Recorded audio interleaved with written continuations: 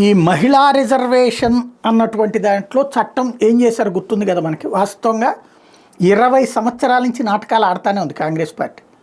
77 ఏళ్ల పాటు ఈ దేశంలో ప్రభుత్వాలు నడిస్తే దాదాపు 60 ఏళ్ల పాటు అధికారంలో ఉన్నదే కాంగ్రెస్ పార్టీ.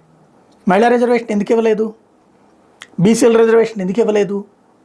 కేవలం ఒక ఎమోషన్ క్రియేట్ చేయడం, నానబెట్టడం, దాని మీద వచ్చే ఎమోషన్ ఆధారంగా వర్గాలుగా చీల్చి ఓట్లు దండుకోవడం, ఇదే ఎత్తుగడతో దశాబ్దాల తరబడి సాగింది. ప్రజలు బుద్ధి చెప్పిన కొత్త కొత్త అంశాలు తెర మీదకి తీసుకొస్తుంది. మనం కూడా ఆ ట్రాప్లో పడిపోతుంటాం. మహిళా రిజర్వేషన్కి సంబంధించి సోనియా గాంధీ నేతృత్వంలో ఏదో అద్భుతం చేయబోతుంటే లాగేశారు, ఆపేశారని. ఎవరు ఆపేశారు అంటే ఆమె కూటమిలో ఉన్నటువంటి లాలూ ప్రసాద్ యాదవ్ వీళ్ళే.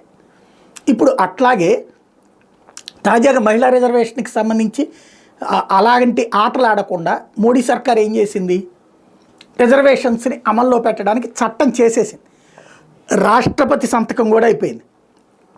జస్ట్ దాంట్లో మెన్షన్ ఏం చేశారు, నియోజకవర్గాల పునర్విభజన తర్వాత నుంచి అమల్లోకి వస్తుంది అన్నారు.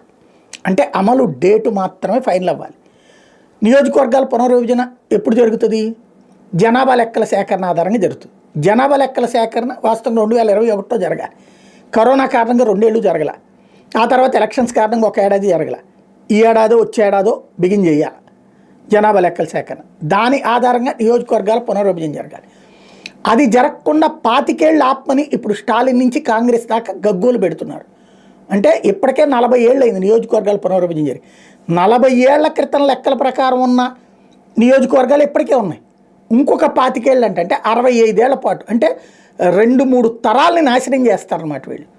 ఇందులో నియోజకవర్గాల పునర్విభజన జరిగిపోతే మహిళలకు రిజర్వేషన్ వస్తుంది.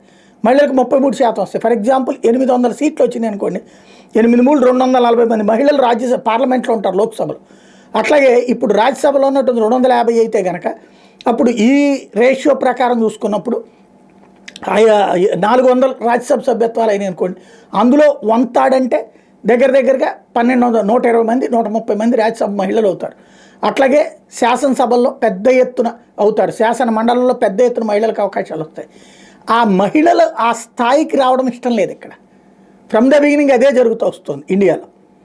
ఈ విచిత్రమైనటువంటి కుట్రని మహిళలు అర్థం చేసుకుంటారు లేదా అన్నదే చూడాలి.